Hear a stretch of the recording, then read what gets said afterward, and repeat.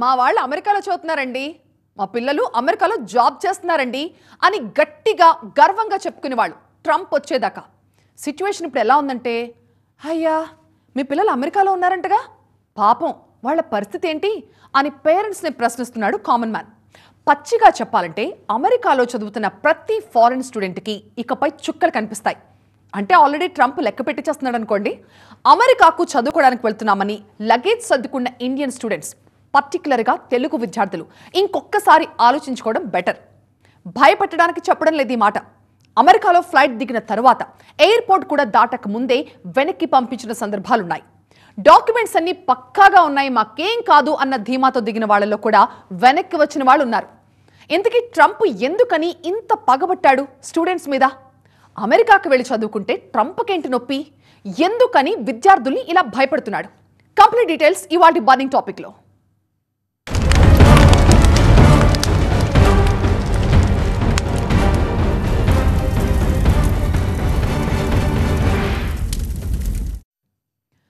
అమెరికాలో part time jobs ఎలా ఉంటాయి?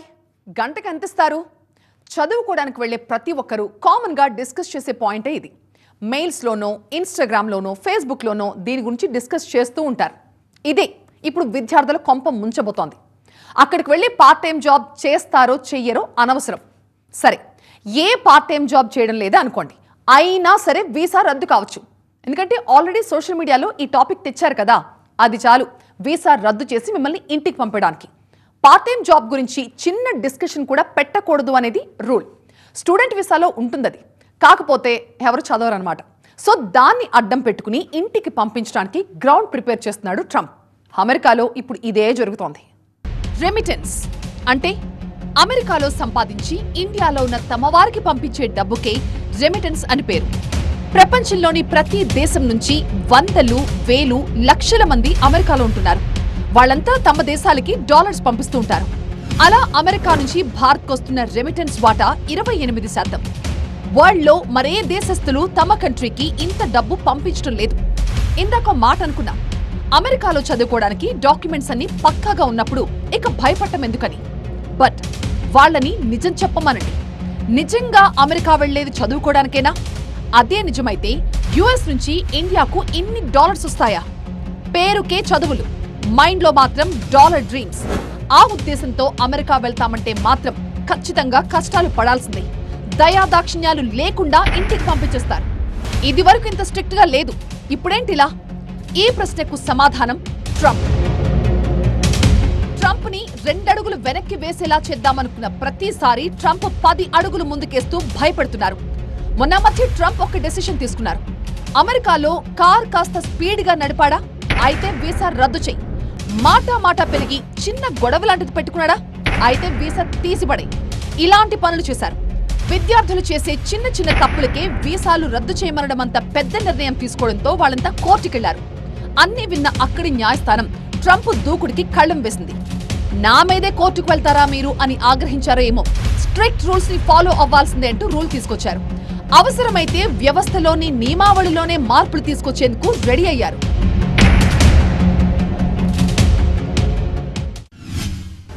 స్పెసిఫిక్గా మన తెలుగు రాష్ట్రాల నుంచి వెళ్ళే స్టూడెంట్స్ జనరల్గా ఇలాంటి విషయాల్లో ఎవరు ఇన్వాల్వ్ అవ్వరు. అండ్ ఇలాంటి విషయాల్లో ఏమీ వాళ్ళు వరి అవ్వాల్సిన అవసరం లేదు. కానీ ఒక్క విషయం మన స్టూడెంట్స్ కూడా తెలుసుకోవాల్సింది ఏంటంటే, ఏదైతే చట్టరీత్యా యుఎస్ స్టూడెంట్ వీసాస్కి రిక్వైర్మెంట్స్ ఉన్నాయో అవి మాత్రమే, ఆ స్పెసిఫికేషన్స్ మాత్రమే వాళ్ళు ఇన్వాల్వ్ అయ్యి ఉండాలి. వాళ్ళు ఏదైతే ఈ illegal part time jobs, illegal off campus jobs ఇలాంటి వాటిలో వాళ్ళు ఇన్వాల్వ్ అవ్వకూడదు.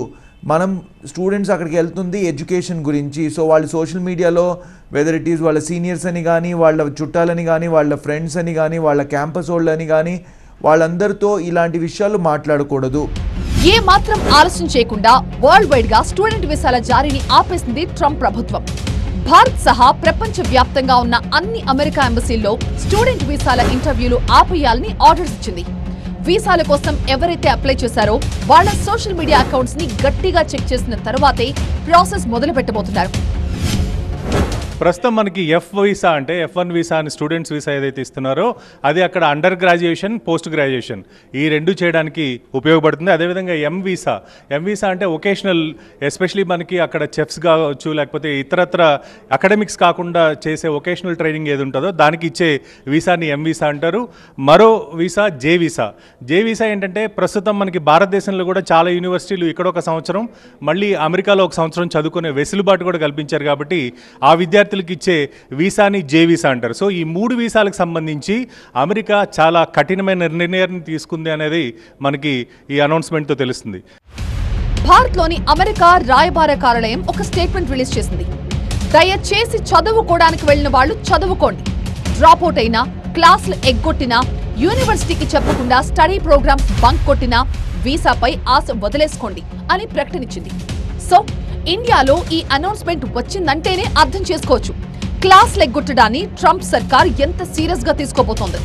ఇకపై క్లాసులు బంక్ కొట్టి పార్ట్ టైం జాబ్ చేస్తామంటే కుదరదు, అటెండెన్స్ మస్ట్ గా పడాల్సిందే. అమెరికాలో చదువుకునేందుకు ఒక ఫారెన్ స్టూడెంట్ వెళ్ళాడు. పాలస్తీనా అంటే ఇష్టమని చెప్పి ఆ దేశ జెండాని డీపీగా పెట్టుకుంటే కుదరదు. ఆ స్టూడెంట్ వీసాని రద్దు చేయించింది వల్ల. ఏంటి అంత మాత్రానికేనా అని అనకండి. బ్రౌన్ యూనివర్సిటీ ప్రొఫెసర్ తన ఫోన్లో ఇరాన్ సుప్రీం లీడర్ ఫోటోలు సేవ్ చేసుకున్నాడు. దీనివల్ల అతన్ని ఏకంగా అమెరికా నుంచి బహిష్కరించేశారు. సపోజ్ మన దేశంలో ఉంటూ పాకిస్తాన్ జెండాని డీపీగానో స్టేటస్ గానో పెట్టుకుంటే ఊరుకుంటామా? సో అలాంటివి అమెరికాకు కూడా నచ్చవన్నమాట. అదేమంటే అమెరికా భయం అమెరికాది, ఏమో అలాంటి వాళ్ల వల్ల దేశ భద్రతకు ప్రమాదమేమో అని ముందు చూపుతో ఆలోచిస్తూ ఉంటుంది. కానీ ఇప్పుడు చేస్తున్నది ముందు చూపుతో కాదు, పర్టిక్యులర్గా భారతీయ విద్యార్థులపై కోపంతో చేస్తున్నారు. ఇన్వాల్వ్ అయ్యే వాళ్ళు చాలా తక్కువ మంది. వీళ్ళు సోషల్ వెట్టింగ్ చేస్తానంటున్న ఏ విషయం అంటే ఇక్కడ మేజర్గా డీలింగ్ విత్ పొలిటికల్ ఆస్పెక్ట్స్ పరంగా ఉంటే ఇజ్రాయెల్ యుద్ధం గురించి కానీ, ఎక్కడైతే యుఎస్ సపోర్ట్ చేస్తుందో రష్యా యుక్రెయిన్ యుద్ధాల గురించి కానీ, ఇలాంటి గురించి ఎవరైతే సోషల్ మీడియాలో మాట్లాడి వాళ్ళు అగెయిన్స్ట్ ద యుఎస్ గవర్నమెంట్ చేస్తారనుకుంటారో వాళ్ళకి మాత్రమే ఇది ప్రాబ్లం అయ్యే విషయం. మన ఇండియన్ స్టూడెంట్స్, స్పెసిఫిక్గా మన తెలుగు రాష్ట్రాల నుంచి వెళ్ళే స్టూడెంట్స్ జనరల్గా ఇలాంటి విషయాల్లో ఎవరు ఇన్వాల్వ్ అవ్వరు. అమెరికా అంటేనే ఫ్రీడమ్ కంట్రీ. ఎవరు ఎలా ఉన్నా, ఎలాంటి ఒపీనియన్ చెప్పినా పర్వాలేదు, ఇలాంటి అభిప్రాయంతోనే ఉంటారు చాలా మంది. ట్రంప్ ఇలాఖాలో ఇకపై ఇలా కుదరదు. ఇవన్నీ సహించలేకే చిర్రెక్కిపోయి ఉన్నారు ట్రంప్. ఈ మధ్య ఒక వీడియో బాగా వైరల్ అయింది. కాలేజ్ కాన్వకేషన్లో, అది కూడా అమెరికాలో డిగ్రీ చేతికి తీసుకుని పార్టీల జెండాలు ప్రదర్శించారు. ఒకరు టీడీపీ, మరొకరు వైసీపీ, ఇంకొకరు జనసేన, ఇంకొకరు బీఆర్ఎస్. ఏమైనా మీనింగ్ ఉందా అసలు? యూనివర్సిటీకి వెళ్ళింది చదువుకోవడానికా, రాజకీయ పార్టీలపై తమకున్న అభిమానాన్ని చూపించడానికా? ఇలాంటి పని కాస్త టెంపర్మెంట్తో చేస్తున్నారు ఫారెన్లో చదువుతున్న స్టూడెంట్స్. ఇష్టం కదా అని ఒసామా బిన్ లాడెన్ ఫోటోతో ప్రదర్శన చేస్తామంటే కుదరదు కదా. యూదులకు వ్యతిరేకంగా పనిచేస్తే, పాలస్తీనాకు సపోర్ట్ చేస్తామంటే అమెరికాలో నడవదు. సోషల్ మీడియా అకౌంట్లపై ఈ స్థాయిలో తనిఖీలు ఎందుకంటే ఇదిగో ఇలాంటి తింగర పనులు చేస్తున్నందుకే. సో మీరేంటో తెలిసేదాకా, అమెరికాలో అడుగుపెట్టే స్టూడెంట్ పూర్తి వివరాలు వాళ్ళకి తెలిసేదాకా చెక్ చేస్తూనే ఉంటారు. సెల్ ఫోన్ నెంబర్లు అంటే మనం వాడుతున్న ఫోన్లు కావచ్చు, విద్యార్థులు ఎవరైతే అక్కడికి వెళ్ళాలనుకుంటున్నారో వాళ్ళు వాడుతున్న ఫోన్లు కావచ్చు, వాళ్ళు వాడిన నెంబర్లు కావచ్చు, గత 5 సంవత్సరాల నుండి ఏవైతే వాడుతున్నారో వాటిని క్లియర్గా అప్లికేషన్లో మెన్షన్ చేయాలి అనేది ఒక నిబంధన కింద మనకు కనిపించే అవకాశం ఉంది. అదేవిధంగా ఈమెయిల్ అకౌంట్స్ చాలా వరకు చాలామంది నెంబర్ ఆఫ్ ఈమెయిల్ అకౌంట్స్ ఎక్కువ ఓపెన్ చేస్తూ ఉంటారు. గత 5 ఏళ్లలో ఏవైతే ఈమెయిల్ అకౌంట్స్ ఓపెన్ చేస్తారో దానికి సంబంధించిన పూర్తి సమాచారం ఇప్పుడు అప్లికేషన్ అప్లై చేసేటప్పుడే తెలియజేయాల్సిన అవసరం ఉంటుంది. మరోవైపు ఫేక్ డాక్యుమెంట్స్ అంటే జనరల్గా బ్యాంక్ స్టేట్మెంట్స్ విషయంలో కావచ్చు, లేకపోతే ఎంప్లాయ్మెంట్ ఏదైనా ఎడ్యుకేషన్ గ్యాప్ ఉంటే ఎక్కడో పనిచేసామని చెప్పి డాక్యుమెంట్స్ క్రియేట్ చేసేవాళ్ళు కావచ్చు, వీళ్ళందరికీ కూడా రాబోయే రోజుల్లో అక్కడ మాస్టర్స్ చేయాలంటే ఇబ్బందులు వచ్చే పరిస్థితి. దీంతోపాటు మనకి ఆర్థిక లావాదేవీలు జనరల్గా ఈ బెట్టింగ్ యాప్స్ కావచ్చు, ఇలాంటి వాటికి ఏవైతే ట్రాన్సాక్షన్స్ చేస్తుంటారో స్టూడెంట్స్, ఇవన్నీ కూడా ట్రాక్ చేసి వాళ్ళ బిహేవియర్ అంటే ఫైనాన్షియల్ బిహేవియర్ ఎలా ఉంటుంది, వాళ్ళు చేసిన ట్రాన్సాక్షన్స్ ఏమైనా టెర్రరిస్ట్ ఫండ్స్కి కానీ లేకపోతే అనధికారికంగా వేరే దేశాల్లో పెట్టుబడులకు కానీ ఇలాంటి వాటికి పంపించారనే విషయాన్ని కూడా చాలా క్లియర్గా చూసే అవకాశం ఉంటుంది. ఇవే కాకుండా కాకుండా చాలా ఇంపార్టెంట్. అందరూ అనుకుంటారు సోషల్ మీడియాలో ఏదైనా మనకు తప్ప మిగిలిన వాళ్ళకి తెలిసే అవకాశం లేదు. కొన్ని యాప్స్లో అయితే ఇది పూర్తిగా వ్యక్తిగతంగా ఉంటుందని అనుకుంటారు. కానీ గత 5 ఏళ్లలో వాడిన పూర్తి సమాచారాన్ని ఇప్పుడు అమెరికా విద్యార్థులను అడిగే పరిస్థితి ఉంది. ఏది తీసుకున్నా అంటే బ్రౌజింగ్ హిస్టరీ దగ్గర నుండి ప్రతి ఒక్కటి అడిగి మరీ 5 సంవత్సరాల డేటాను తీసి ఆ విద్యార్థి అమెరికాలోకి రావాలా వద్దా అని డిసైడ్ చేసే పరిస్థితి.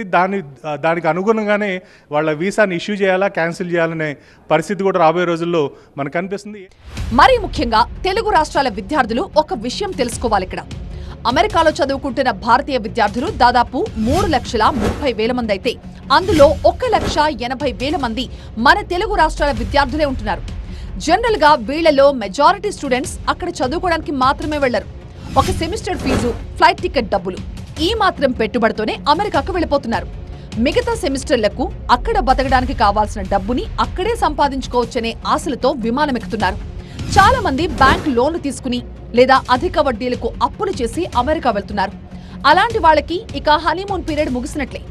అమెరికాలో జాబ్ ఆపర్చునిటీస్ ఒకప్పుడున్నట్లుగా లేవు. రోబోటిక్స్, ఏఐ కారణంగా ఉద్యోగాల సంఖ్య తగ్గించుకుంటున్నాయి అక్కడ కంపెనీలు. దీనికి తోడు ట్రంప్ కఠిన నిర్ణయాలు కూడా ఉన్నాయి. ఒక్కసారి పార్ట్ టైం జాబ్ చేస్తూ దొరికిపోతే జీవితంలో అమెరికాలో అడుగు పెట్టకుండా వీసాపై స్టాంప్ పడిపోద్ది. వీసా రద్దయ్యాక ఇక అక్కడ ఉండలేరు, ఎందుకంటే అరెస్ట్ చేస్తారు కాబట్టి. అలాగని రావడానికి మనసు ఒప్పుకోదు. అప్పు చేసి అమెరికా ఫ్లైట్ ఎక్కారు కాబట్టి. పైగా వీసా రద్దయితే అమెరికాలో అక్రమంగా ఉంటున్నట్టే లెక్క. అమెరికా వాళ్లే ఫ్లైట్ ఎక్కించి పంపిస్తారులే అని అనుకోవద్దు. ఇప్పుడంతా సెల్ఫ్ డిపోర్టేషన్. దొరకగానే వెళ్లిపోవాలి, లేదంటే రోజుకి 86,000 పెనాల్టీ కట్టాలి. ఆ డబ్బంతా ఇంట్లో వాళ్ళు కడితే తప్ప విద్యార్థిని ఇంటికి పంపించరు. లేదు బుద్ధిగా చదువుకుంటామంటారా? అమెరికాలో ఉంటున్న ప్రాంతాన్ని బట్టి ఇంటి నుంచి కనీసం నెలకి 1,00,000 నుంచి 2.5 లక్షలు పంపించమని ఇంట్లో వాళ్ళని అడగాలి. ఏదేమైనా డాలర్ డ్రీమ్స్ తో అమెరికాలో చదవాలి అనుకోవడం మాత్రం మోస్ట్ రిస్కీ ఆప్షన్ గా కనిపిస్తోంది.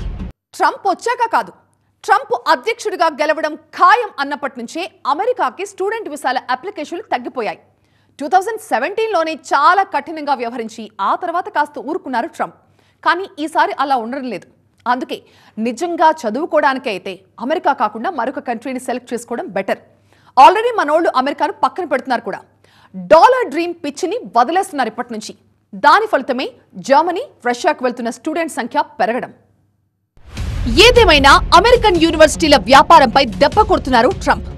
భారత విదేశీ వ్యవహారాల శాఖ లెక్కల ప్రకారం 10,80,000 మంది భారతీయ విద్యార్థులు విదేశాల్లో చదువుతున్నారు. వీరిలో 3,31,602 మంది అమెరికాలో చదువుకుంటున్నారు. ఆ తరువాతి ప్లేస్ చైనాది. అమెరికా యూనివర్సిటీల్లోని ఫారిన్ స్టూడెంట్స్ లో భారతీయులు 28% ఉంటే చైనీస్ 25% ఉన్నారు. మెయిన్ గా ఈ ఫారిన్ స్టూడెంట్స్ కారణంగానే అమెరికాలో చాలా యూనివర్సిటీలు లాభాలు ఆర్జిస్తున్నాయి. National association of foreign student advisor report ప్రకారం ఫారిన్ స్టూడెంట్స్ రిజిస్ట్రేషన్ కారణంగా అమెరికన్ యూనివర్సిటీలకు ఏటా $43.8 బిలియన్ ఆదాయం వస్తోంది. ట్రంప్ కారణంగా ఇప్పుడు అమెరికా వెళ్లాలి అనుకునే వారి సంఖ్య తగ్గుతోంది. ఆల్రెడీ యుఎస్ అప్లికేషన్స్ 13% తగ్గాయి. ఇదే సమయంలో జర్మనీకి వెళ్లి చదువుకునే వారి సంఖ్య 49%, రష్యాలో చదువుకోవాలనుకునే వారి సంఖ్య 34% పెరిగింది. సో ట్రంప్ కారణంగా అమెరికాపై ఇంట్రెస్ట్ చచ్చిపోవడంతో అమెరికా యూనివర్సిటీలపై ఆర్థిక భారం పడబోతోంది. మరో రకంగా చెప్పాలంటే చిన్నా చితకా యూనివర్సిటీలు మూసుకుపోయినా ఆశ్చర్యం లేదు. అందులోనూ విదేశీ విద్యార్థులను ఎక్కువగా చేర్చుకునే యూనివర్సిటీలకి ఫండ్స్ నిలిపేస్తున్నారు ట్రంప్. హార్వర్డ్ అంతటి ప్రతిష్టాత్మక యూనివర్సిటీని కూడా ట్రంప్ వదలలేదంటే ఎంత టఫ్ గా బిహేవ్ చేస్తున్నారో అర్థం చేసుకోవచ్చు. బట్ ఇప్పటి నుండి ఎవరైనా F1 స్టూడెంట్స్ యూఎస్ ట్రావెల్ చేయాలి అంటే వాళ్ళు కొంచెం క్లియర్గా కేర్ఫుల్గా ఉంటే మంచిది. సో సోషల్ మీడియా అకౌంట్స్ కానీ అవన్నీ కూడా కేర్ఫుల్గా పెట్టుకోండి. అండ్ యూఎస్ వెళ్ళిన తర్వాత పార్ట్ టైం జాబ్ చేస్తా అనే ఉద్దేశంతో మాత్రం వెళ్ళొద్దు. బికాజ్ యూఎస్ చాలా స్ట్రిక్ట్ రిస్ట్రిక్షన్స్ పెట్టుతుంది. సో ఈ విషయంలో మీరు జాగ్రత్తగా ఉండాలి. సోషల్ మీడియా అకౌంట్స్ కానీ అవన్నీ కూడా క్లియర్గా మెయింటైన్ చేయాలి.